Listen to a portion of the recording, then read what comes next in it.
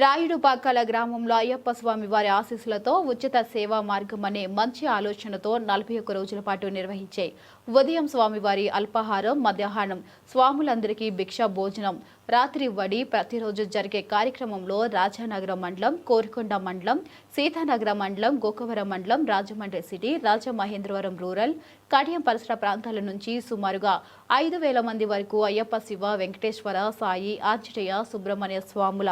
మాలల దీక్ష తీసుకున్న స్వాములకు నల్లమిల్లి వెంకన్నబాబు దంపతులు ఆధ్వర్యంలో అందరికీ నిత్యం ప్రతిరోజు నియమ నిష్టలతో భోజన వితరణ కార్యక్రమం నిర్వహించడం జరుగుతుంది. ఈ 41 రోజులు స్వాములు తమ భిక్షను స్వీకరించి వారి ఆశీస్సులు అందజేయాలని కోరారు.